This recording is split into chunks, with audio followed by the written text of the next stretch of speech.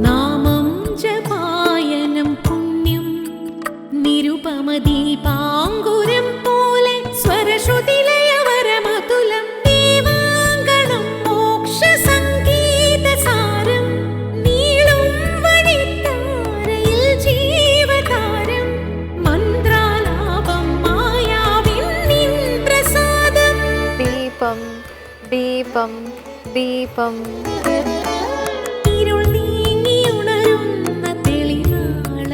ഏവർക്കും സന്ധ്യാദീപത്തിലേക്ക് സ്വാഗതം.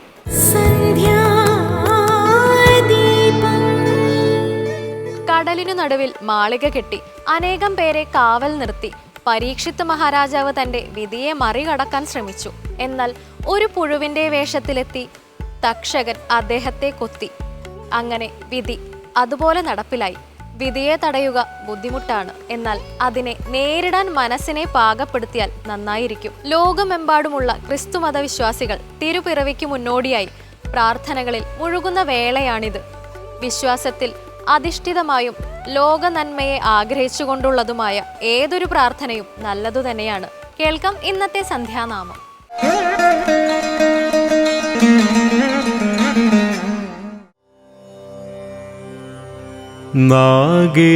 നാഗേന്ദ്രഹാരായ ത്രിലോചനായ ഭസ്മാംഗരാഗായ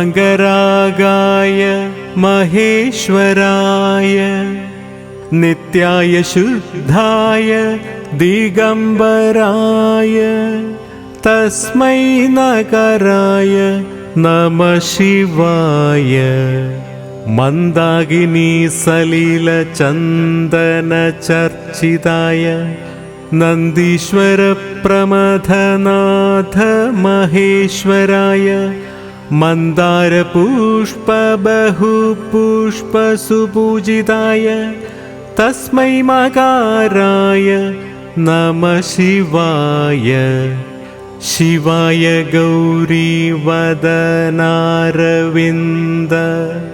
സൂര്യായ ദക്ഷാധ്വര നാശകായ ശ്രീനീലകണ്ഠായ വൃഷധ്വജായ തസ്മൈ ശ്രീകാരായ നമഃ ശിവായ വസിഷ്ഠകുംഭോദ്ഭവ ഗൗതമാദി മുനീന്ദ്രദേവാർച്ചിത ശേഖരായ ചന്ദ്രാർക്കവൈശ്വാനര ലോചനായ തസ്മൈ വകാരായ നമഃ ശിവായ യക്ഷസ്വരൂപായ ജടാധരായ പിനാകഹസ്തായ സനാതനായ ദിവ്യായ ദേവായ ദിഗംബരായ തസ്മൈ യകാരായ നമഃ ശിവായ നാഗേന്ദ്രഹാരായ ത്രിലോചനായ ഭസ്മാംഗരാഗായ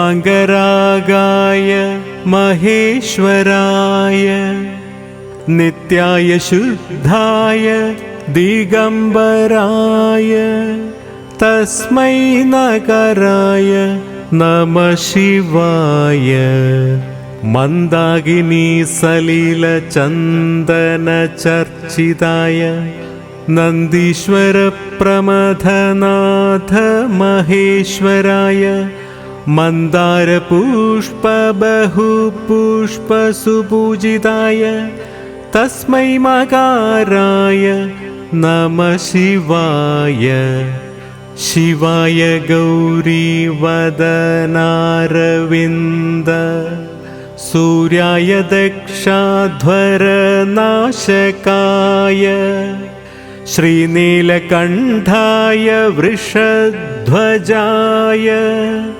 തസ്മൈ ശ്രീകാരായ നമഃ ശിവായ വസിഷ്ഠകുംഭോദ്ഭവ ഗൗതമാദി മുനീന്ദ്രദേവാർച്ചിത ശേഖരായ ചന്ദ്രാർക്കവൈശ്വാനര ലോചനായ तस्मै वकाराय नमः शिवाय यक्षस्वरूपाय जडाधराय पिनाकहस्ताय सनातनाय दिव्याय देवाय दिगम्बराय तस्मै यकाराय नमः शिवाय पञ्चाक्षरमिदं पुण्यं यप्पडे शिवसन्निधौ शिवलोकमवाप्नोति शिवेन सह मोदते.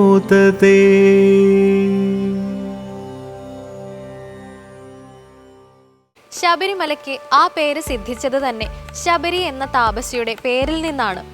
ത്രേതായുഗത്തിൽ ശ്രീരാമ ഭക്തയും ഗോത്രവർഗത്തിൽപ്പെട്ടവളുമായ ഒരു തപസ്വിനി ഇവിടെ വസിച്ചിരുന്നു. ശ്രീരാമൻ ഒരു നാൾ തൻ്റെ ഭക്തയുടെ അരികിലെത്തി.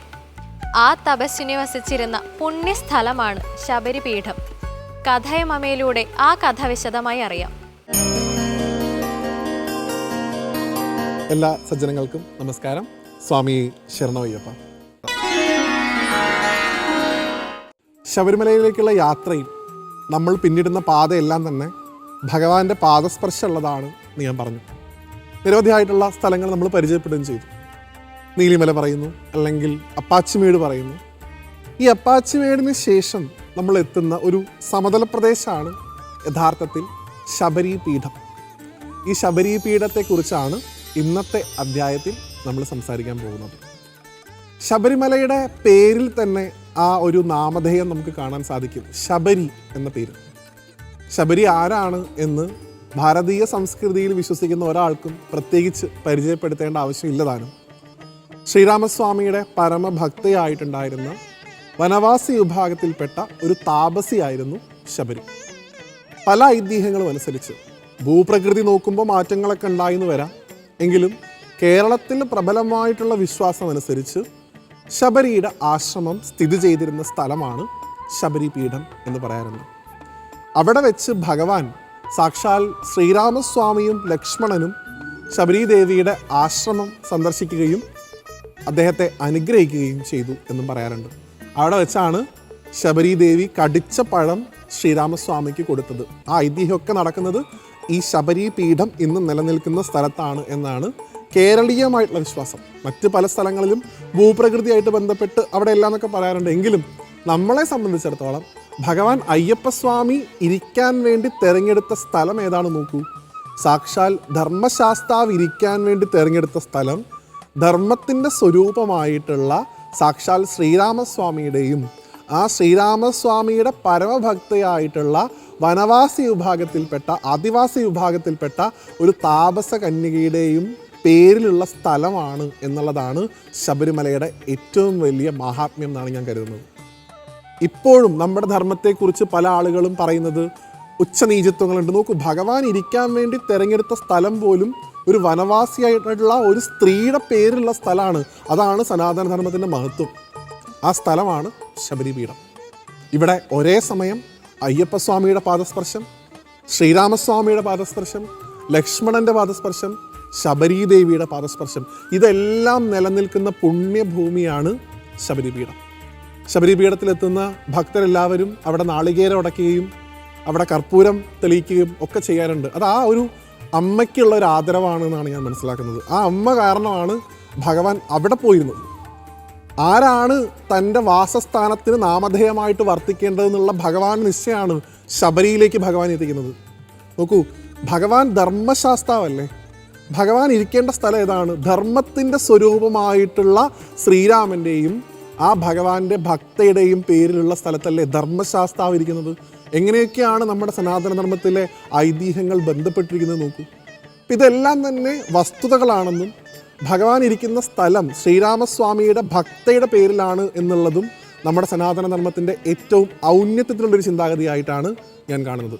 അതുകൊണ്ട് തന്നെ ശബരിപീഠത്തിൽ നടത്തുന്ന ആരാധന കേവലം അയ്യപ്പന് മാത്രമുള്ളതല്ല, മണികണ്ഠന് മാത്രമുള്ളതല്ല, അത് ശബരിക്കും കൂടി ഉള്ളതാണ്. രണ്ടാമതൊരു വ്യാഖ്യാനം പറയാനുള്ളത്, ശബരിപീഠത്തിൽ വെച്ച് ഭഗവാൻ സാക്ഷാൽ മണികണ്ഠൻ അല്ലെങ്കിൽ അയ്യപ്പസ്വാമി ശബരി ദേവിക്ക് ഒരു ഗീത പറഞ്ഞു കൊടുത്തിട്ടുണ്ട്. ശബരി ഗീത അല്ലെങ്കിൽ അയ്യപ്പ ഗീത എന്ന പേരിലൊക്കെ ആ ഒരു പുസ്തകം നമുക്ക് മനസ്സിലാക്കാൻ സാധിക്കും. എങ്ങനെയാണോ കുരുക്ഷേത്ര യുദ്ധത്തിൻ്റെ സമയത്ത് സാക്ഷാൽ ഗുരുവായൂരപ്പൻ അർജുനന് ഗീത ഉപദേശിക്കുന്നത്, അതുപോലെ ശബരിക്ക് ഭഗവാൻ പറഞ്ഞു കൊടുത്തൊരു ഗീത പ്രത്യേകമായിട്ട് പറയാറുണ്ട്. അയ്യപ്പനാണത് പറയുന്നത്, ശബരിയാണത് കേൾക്കുന്നത്. നോക്കൂ അതിൻ്റെ മഹാത്മ്യം. അത് ഉപദേശിച്ച സ്ഥലമായിട്ടും ശബരി പീഠത്തെ പറയാറുണ്ട്. രണ്ടാമത്, പീഠം എന്ന വാക്കുകൊണ്ട് തന്നെ വിദ്യ നൽകുന്ന സ്ഥലം എന്നുകൂടെ അർത്ഥമുണ്ട്. നമ്മുടെയൊക്കെ നാട്ടിൽ പല വിദ്യാലയങ്ങളുടെയും പേരിൻ്റെ അവസാനം നിങ്ങൾക്ക് പീഠം എന്നുള്ള വാക്ക് കേൾക്കാം. എന്തുകൊണ്ടാണ്? അത് വിദ്യ പകർന്നു കൊടുക്കുന്ന സ്ഥലങ്ങൾക്കും പീഠം എന്നർത്ഥമുണ്ട് എന്നാണ്. അതുകൊണ്ട് തന്നെ ശബരി പീഠം ഒരു സർവകലാശാലയായിരുന്നു, അല്ലെങ്കിൽ വിദ്യ പകർന്നു കൊടുത്തിരുന്ന സ്ഥലമായിരുന്നു എന്നും മഹാത്മാക്കൾ പറഞ്ഞു കേട്ടിട്ടുണ്ട്. എന്തിനുള്ള വിദ്യ? ആ ഭഗവാനെ അറിയാനുള്ള വിദ്യ. യഥാർത്ഥത്തിൽ ഗുരുസ്വാമിമാരായിട്ടുള്ള ആളുകളൊക്കെ തന്നെ അവിടെ തമ്പടിക്കുകയും വരുന്ന ഭക്തന്മാർക്ക് ഭഗവാൻ ആരാണ് എന്നുള്ള വിദ്യ പറഞ്ഞു കൊടുക്കുകയും ചെയ്തിരുന്ന സ്ഥലമായിരുന്നു ശബരിപീഠം എന്നും വ്യാഖ്യാനമുണ്ട്. ഇത്രയധികം മഹത്വമുള്ളൊരു സ്ഥലമാണ് അപ്പാച്ചിമേടിന് മുകളിലായിട്ട് നമ്മൾ കാണുന്ന ശബരിപീഠം. ഭഗവാന്റെ ആ സാന്നിധ്യമുണ്ടായ സ്ഥലത്തിന് നാമകരണത്തിന് കാരണമായിട്ടുള്ള സ്ഥലം എന്നുള്ള നിലയ്ക്കും സാക്ഷാൽ നാരായണൻ, സാക്ഷാൽ അയ്യപ്പസ്വാമിയുടെ അമ്മയുടെ സ്ഥാനമാണ് ഭഗവാൻ, അല്ലേ? ആ മോഹിനി അവതാരത്തിൽ ഭഗവാനെ പ്രസവിക്കുന്നത് മോഹിനിയായിട്ടുള്ള സാക്ഷാൽ മഹാവിഷ്ണു തന്നെയാണ്. ആ ഭഗവാന്റെ അവതാരമായിട്ടുള്ള ശ്രീരാമസ്വാമിയുടെ പാദുകങ്ങൾ പതിഞ്ഞ സ്ഥലമായതുകൊണ്ടും അതിലെല്ലാം ഉപരി ഭഗവാന്റെ ഒരു ഭക്തയുടെ സാന്നിധ്യത്തിൻ്റെ സ്ഥലമായതുകൊണ്ടും ശബരിപീഠം ശാസ്താവിൻ്റെ സാന്നിധ്യമായിട്ട് മാറി എന്നുള്ളതാണ്. അപ്പം അതുകൊണ്ട് ശബരിപീഠത്തിലൂടെ കടന്നു പോകുന്ന ഓരോ തീർത്ഥാടകനും, ഓരോ അയ്യപ്പനും, ഓരോ സ്വാമിയും ഒരേ സമയം 3 പേരെ സ്മരിക്കണം എന്നാണ് എൻ്റെ എളിയ അഭ്യർത്ഥന. ഒന്ന്, ആ പരമാത്മസ്വരൂപനായിട്ടുള്ള സാക്ഷാൽ കലിയുഗവരതനായിട്ടുള്ള അയ്യപ്പസ്വാമിയെ തന്നെ. 2, ആ ഭഗവാന്റെ ആ സാന്നിധ്യം അവിടെ ഉണ്ടാവാൻ കാരണമായിട്ടുള്ള ആ ശബരീദേവിയെ നമസ്കരിക്കാൻ നമുക്ക് പറ്റുന്ന ഏറ്റവും നല്ല സ്ഥലമാണ് ശബരിപീഠം. 3, അവിടെ വന്ന് ആ അമ്മയ്ക്ക് ദർശനം കൊടുത്ത് ആ അമ്മ കഴിച്ച പഴത്തിൻ്റെ ബാക്കി കഴിച്ച് ഞാനും എൻ്റെ ഭക്തനും തമ്മിൽ ഭേദഭാവമില്ല എന്ന് പറഞ്ഞ ശ്രീരാമസ്വാമിയും നമുക്ക് നമസ്കരിക്കാൻ സാധിക്കണം. നോക്കൂ, ഭഗവാൻ ആ പഴം കഴിക്കുമ്പോൾ ഞാനും ഭക്തയും വേറെ അല്ല എന്ന് പറഞ്ഞ അതേ കാര്യം തന്നെയല്ലേ അയ്യപ്പസ്വാമിയും നമ്മളോട് പറയുന്നത്, ഞാനും എൻ്റെ ഭക്തനും വേറെ അല്ല എന്ന്. അപ്പം ഇതൊക്കെ മനസ്സിലാക്കാനുള്ള ഒരു പ്രതീകമായിട്ട് ശബരിപീഠത്തെ കണ്ടുകൊണ്ട് ആ ഭഗവാനിലേക്കുള്ള യാത്ര തുടരാൻ ഓരോ സ്വാമിയെയും ഓരോ അയ്യപ്പനെയും സാക്ഷാൽ ധർമ്മശാസ്താവ് അനുഗ്രഹിക്കട്ടെ എന്ന് ഭഗവാനോട് പ്രാർത്ഥിച്ചുകൊണ്ട് അടുത്ത അധ്യായത്തിൽ സ്വാമിയുടെ മറ്റൊരു വിശേഷവുമായി വീണ്ടും കാണുന്നതുവരെ എല്ലാവർക്കും നന്ദി. സ്വാമി ശരണമയ്യപ്പ. സന്താന ഭാഗ്യത്തിനായി മണ്ണാറശാലയിൽ ഉരുളി കമിഴ്ത്താറുണ്ട്. സന്തതി ഉണ്ടായി കഴിഞ്ഞാൽ പിന്നെ കുഞ്ഞുമായി ചെന്ന് അത് മലർത്തി വെക്കും. ചില ക്ഷേത്രങ്ങളിൽ സന്താന ഭാഗ്യത്തിന് തൊട്ടിൽ നേർച്ചയായി സമർപ്പിക്കാറുണ്ട്. ഇത്തരം നേർച്ചകൾ ഫലം നൽകിയിട്ടുണ്ടെന്ന് നിരവധി അനുഭവസ്ഥർ അഭിപ്രായപ്പെടുന്നു. ക്ഷേത്രാനുഷ്ഠാനങ്ങൾ പലതും ഇത്തരം നിഗൂഢതകൾ നിറഞ്ഞതാണ്. ഇനി ദീപാരാധന കാഴ്ചയിലേക്ക്.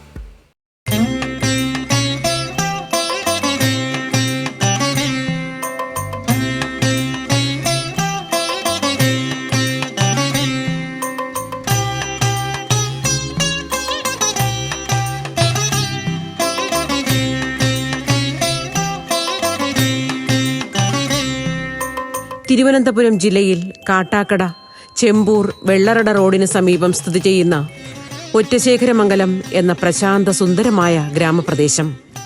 ഇവിടെയാണ് പുരാതനവും പ്രസിദ്ധവുമായ ഒറ്റശേഖരമംഗലം മഹാദേവ ക്ഷേത്രം.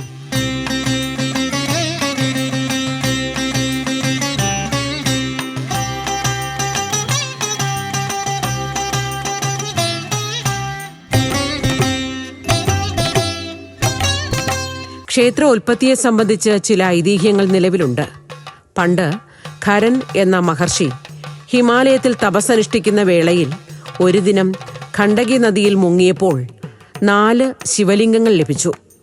അതിൽ 3 ഒരേ സമയം വൈക്കം, ഏറ്റുമാനൂർ, കടുത്തുരുത്തി എന്നിവിടങ്ങളിൽ പ്രതിഷ്ഠിക്കുകയും 4ാമത്തെ ശിവലിംഗം നെയ്യാറിന്റെ സമീപമുള്ള ഐശ്വര്യപൂർണമായ ഒരു പ്രദേശത്ത് പ്രതിഷ്ഠിക്കുകയും ചെയ്തു. അങ്ങനെയാണ് ഒറ്റശേഖരമംഗലത്ത് ശിവപ്രതിഷ്ഠ നടന്നതെന്നാണ് വിശ്വാസം. തിരുജടയിൽ ഗംഗയും തിരുമിഴിയിൽ അഗ്നിയും. മുഹൂർത്തം തെറ്റാതിരിക്കാൻ ഒറ്റച്ചാട്ടത്തിനെത്തി പ്രതിഷ്ഠിച്ചതിനാലാണ് ഒറ്റശേഖരമംഗലം എന്ന പേര് വന്നതെന്ന് വിശ്വസിക്കുന്നവരുണ്ട്. എന്നാൽ ഖരൻ ഒറ്റക്കൈയാൽ പ്രതിഷ്ഠിച്ചതിനാലാണ് ഈ പേര് വന്നതെന്ന് മറ്റു ചിലർ വിശ്വസിക്കുന്നു. അപ്പോൾ ആ ഖരമഹർഷിയിൽ ഹിമാലയത്തിൽ നിന്നും മുങ്ങിയെടുത്ത 4മതൊരു ശിവലിംഗം ഉണ്ടായിരുന്നുവെന്നും 3 ശിവലിംഗങ്ങളെ, അതായത് വൈക്കം ഏറ്റുമാനൂർ കടുത്തുരുത്തി പോയിട്ടുള്ളവർക്കറിയാം, കടുത്തുരുത്തി അമ്പലത്തിന് 13.5 കിലോമീറ്റർ വലതും ഇടതുമായിട്ടാണ് വൈക്കവും ഏറ്റുമാനൂരും ക്ഷേത്രങ്ങൾ സ്ഥിതി ചെയ്യുന്നത്. അപ്പോൾ അതേപോലെ തന്നെ ഒറ്റച്ചാട്ടത്തിന് ബാക്കി 4മതുണ്ടായിരുന്ന ഒരു ശിവലിംഗത്തെ ഈ പ്രദേശത്ത് നെയ്യാറിൻ്റെ തീരത്ത് തന്നെ പ്രതിഷ്ഠിക്കുകയും അങ്ങനെ ഒറ്റച്ചാട്ടത്തിന് ഇവിടെ വന്ന് ഒറ്റപ്പെട്ടുപോയ ഒരു ശിവൻ എന്ന സങ്കല്പത്താൽ ഒറ്റശേഖരൻ എന്നുള്ള പേരിൽ ഒറ്റശേഖര മംഗലം എന്നുള്ള പേരും ഭാവിയിൽ സിദ്ധിച്ചു. തിരുമേയിൽ ഭസ്മവും വ്യോമകേശവും അണിനാഗഭൂഷണങ്ങൾ. കേരളത്തിലെ ഇതര ക്ഷേത്രങ്ങളിൽ നിന്നും ഈ മഹാക്ഷേത്രത്തെ വ്യതിരിക്തമാക്കുന്ന ചില ഘടകങ്ങളുണ്ട്. 3 ശ്രീകോവിലും 3 കൊടിമരങ്ങളും ഈ ക്ഷേത്രത്തിനുണ്ട്. നമ്മുടെ ഈ ക്ഷേത്രത്തിൽ വരുമ്പോൾ തന്നെ മഹാദേവൻ 2 ശിവപ്രതിഷ്ഠയും ഒരു വിഷ്ണു നാരായണ പ്രതിഷ്ഠയും നമുക്ക് കാണാൻ സാധിക്കും. അപ്പോൾ ഈ 3 ശ്രീകോവിലിനും തുല്യ പ്രാധാന്യമാണ്. അതുകൊണ്ട് തന്നെ ഒരേ സമയത്ത് 3 കൊടിയേറ്റ് കാണാനുള്ള ഭാഗ്യം ഭക്തർക്ക് ലഭ്യമാകുന്നൊരു ക്ഷേത്രം കൂടിയാണ്. വിശ്വേശ്വരായ നരകാർണവതാരണായ കർണാമൃതായ ശശിശേഖരധാരണായ കർപ്പൂരകാന്തിധവളായ ജടാധരായ ദാരിദ്ര്യദുഃഖദഹനായ നമഃ ശിവായ. അതുപോലെ തന്നെ ഉത്സവബലി നടക്കുന്നതും ഉത്സവ കാലയളവിൽ 3 ദിവസം ഉത്സവബലി ഉണ്ടാവും. ആ ഉത്സവബലി 3 ക്ഷേത്രങ്ങളിലും ഒരുമിച്ചാണ് നടക്കുന്നത് എന്നുള്ളൊരു പ്രത്യേകത കൂടി ഈ ക്ഷേത്രത്തിനുണ്ട്. ഗജരാജ വിമർദ്ദനായ ദാരിദ്ര്യദുഃഖദഹനായ നമഃ ശിവായ. നടുവിൽ സ്ഥിതി ചെയ്യുന്ന ക്ഷേത്രമാണ് ഖരനാൽ പ്രതിഷ്ഠിതമായതും ഏറെ പഴക്കമുള്ളതുമായ ക്ഷേത്രം. എന്നാൽ അഘോര രൂപത്തിലുള്ള ആ പ്രതിഷ്ഠ അതീവ ശക്തിയുള്ളതും മനുഷ്യർക്ക് പൂജ ചെയ്യാൻ കഴിയാത്തതും ആയിരുന്നതിനാൽ ആ വിഗ്രഹത്തിന്റെ ശക്തി ആവാഹിച്ച് വടക്കുമാറി മറ്റൊരു ശിവക്ഷേത്രം കൂടി നിർമ്മിച്ചു. അതോടൊപ്പം അഘോരമൂർത്തിയുടെ മറുവശത്തായി വിഷ്ണു നാരായണനും ഒരമ്പലം നിർമ്മിച്ച് പ്രതിഷ്ഠ നടത്തി. മഹാദേവൻ ഏറ്റുമാനൂരപ്പനോടൊപ്പം സാമ്യമുള്ള അഘോരമൂർത്തി ഭാവത്തിലാണ് സ്ഥിതി ചെയ്യുന്നത്. അപ്പോൾ അതിന് അദ്ദേഹത്തിൻ്റെ ചാരത്ത് തന്നെ, അദ്ദേഹത്തിന് സമീപത്തായിട്ട് തന്നെ ഗണപതിയെ നമുക്ക് കാണാൻ സാധിക്കും. അപ്പം നടുക്ക് നോക്കുമ്പോഴത്തേക്ക് നമുക്ക് വടക്കേടത്തപ്പൻ, ശരിക്ക് വൈക്കത്തപ്പനെ പോലെ തന്നെ അഭീഷ്ടവരദായകനായിട്ടുള്ള ഭഗവാനെ നമുക്ക് കാണാൻ സാധിക്കും. ഉഗ്രായ ദുർഗഭവസാഗര താരണായ ജ്യോതിർമയായ ഗുണനാമ സുനൃത്യകായ ദാരിദ്ര്യദുഃഖദഹനായ നമഃ ശിവായ. വിഷ്ണുമോഹിനി രൂപത്തിൽ കൂടിയിരിക്കുന്ന അമ്പലമാണ് ഇത്. കൊടിയേറ്റ്, ശീവേലി, എഴുന്നള്ളത്ത് മുതലായ ചടങ്ങുകൾ 3 ക്ഷേത്രങ്ങളിലും ഒരേ സമയം നടത്തപ്പെടുന്നു എന്നതാണ് ഇവിടുത്തെ പ്രത്യേകത. ഇത്തരത്തിലുള്ള നിരവധി പ്രത്യേകതകൾ ഈ ക്ഷേത്രത്തെ തികച്ചും വ്യത്യസ്തമാക്കുന്നു.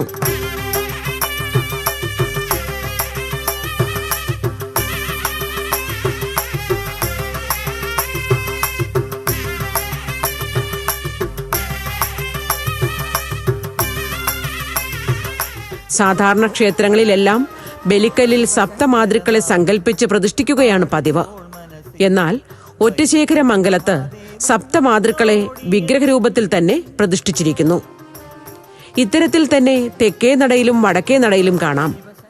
നാലമ്പലത്തിൽ കടന്നു ചെന്നാൽ നാവിൽ ഓങ്കാരമന്ത്രങ്ങൾ ഓടിയെത്തും.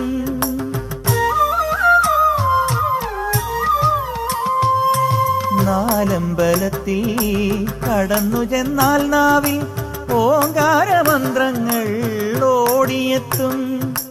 മറ്റൊരു അതിശയം ക്ഷേത്രത്തിൽ വളരുന്ന ചന്ദനമരമാണ്. വളരെ കാലങ്ങളായി ക്ഷേത്രാങ്കണത്തിൽ നിൽക്കുന്ന ചന്ദനമരത്തിന്റെ ശാഖകൾ ഒരിക്കലും ക്ഷേത്രത്തിന് മുകളിലേക്ക് വളരുന്നില്ല എന്നത് മറ്റൊരു അതിശയമാണ്.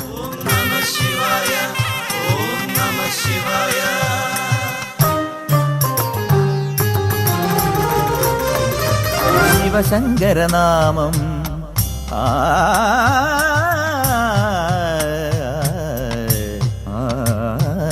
തിരുവിതാംകൂറിലെ മറ്റു ക്ഷേത്രങ്ങളിൽ സാധാരണമല്ലാത്ത അടിമകിടത്തൽ ചടങ്ങ് ഇന്നും ഇവിടെ നിലനിൽക്കുന്നു.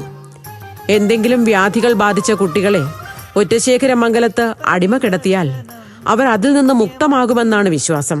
കോടി മഹാജനം എത്തുന്നു ഈ ദിനം, കൈലാസം പോലും ഇവിടമല്ലേ, കൈലാസം പോലും ഇവിടമല്ലേ.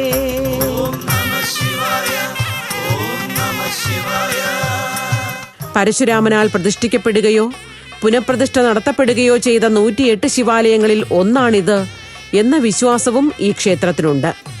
ഏതായാലും 1915 ക്ഷേത്ര പുനരുദ്ധാരണ പ്രവർത്തനം നടന്നതായി രേഖകളിൽ കാണുന്നു. അഘോര ശിവന്റെ ക്ഷേത്രത്തിന് ഇരുവശവുമായി മറ്റു ക്ഷേത്രങ്ങൾ നിലവിൽ വന്നത് ഈ കാലത്താണ്.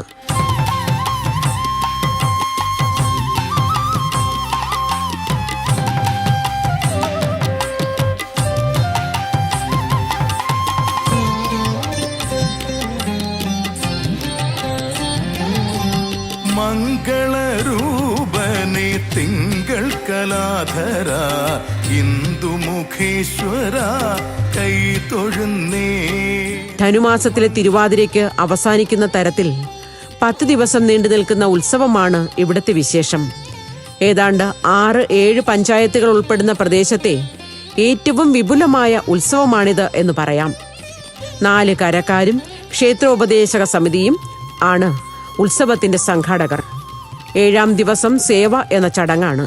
ഈ ദേശക്കാരെ മുഴുവൻ കാണാൻ വേണ്ടി ഭഗവാൻ എഴുന്നള്ളി നിൽക്കുന്ന ഒരു ചടങ്ങുണ്ട്. അതിന് സേവ എന്നാണ് പറയുന്നത്. അത് കഴിഞ്ഞ് 9-ാം ഉത്സവത്തിന് ഭഗവാൻ വേട്ടയ്ക്ക് പോകുന്നത് ഇടവാൽക്കരയിലേക്കാണ്. അവിടെ വേട്ട മൃഗവുമായി തിരിച്ചു വന്ന് ഭഗവാൻ വിശ്രമിക്കുകയും 10-ാം തിരുവുത്സവ ദിവസം ധനുത്തിരുവാതിരയിൽ ദേവൻ ആർദ്ര ദർശനം കണ്ടുണർന്ന് തിരുവാതിര കളി ഈ നമ്മുടെ മുറ്റത്ത് തന്നെ നടത്താറുണ്ട്. അത് കഴിഞ്ഞ് ഭഗവാന് ഏറ്റവും ഇഷ്ടപ്പെട്ടതെന്ന് പറയുന്നത് നമ്മുടെ തിരുനാൾ സദ്യയാണ്. ഏതാണ്ട് 10,000-ൽ പരം ആൾക്കാർ പങ്കെടുക്കുന്ന ഈ ചടങ്ങ് രാവിലെ 8:30 മുതൽ വൈകുന്നേരം 3:30 വരെ നീണ്ടുപോകും.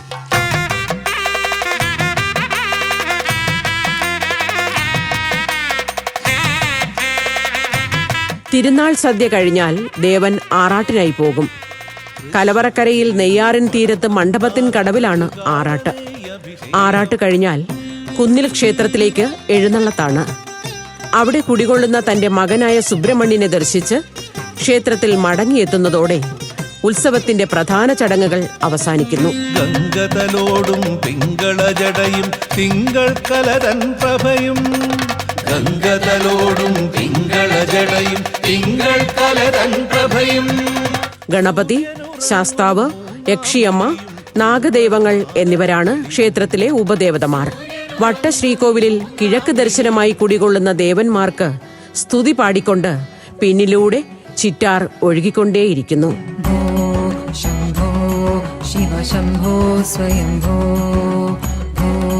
ശംഭോ ശിവ ശംഭോ സ്വയംഭോ. സകല ദേവീദേവന്മാരും ഉത്സവകാലത്ത് ഇവിടെ ദർശനം നടത്തുന്നു എന്ന വിശ്വാസം നിലനിൽക്കുന്നതിനാലും വൈക്കം, ഏറ്റുമാനൂർ, കടുത്തുരുത്തി ക്ഷേത്രങ്ങളിൽ ദർശനം നടത്തുന്ന പുണ്യം ഈ ഒറ്റ ക്ഷേത്ര ദർശനത്താൽ സിദ്ധിക്കും എന്ന് കരുതപ്പെടുന്നതിനാലും 3 കൊടിയേറ്റങ്ങൾ ഒരേ സമയം കാണാമെന്നതിനാലും ഇവിടുത്തെ ഉത്സവകാലം ഭക്തജന തിരക്കിന്റെ കാലമാണ്.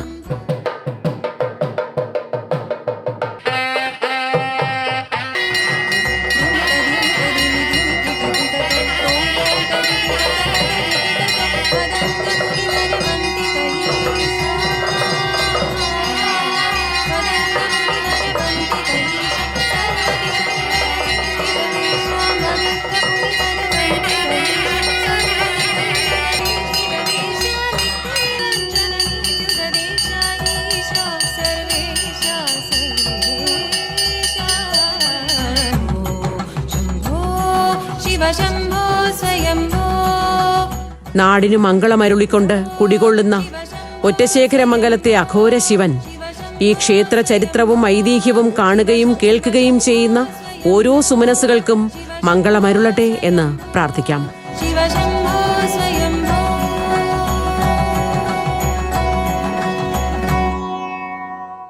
നമ്മുടെ പരിമിതികൾക്കകത്തു നിന്ന് കഴിവുകൾ പരമാവധി പ്രയോജനപ്പെടുത്താൻ ശ്രദ്ധിക്കുക. ക്രമേണ പരിമിതികൾ ഇല്ലാതാകുന്നു.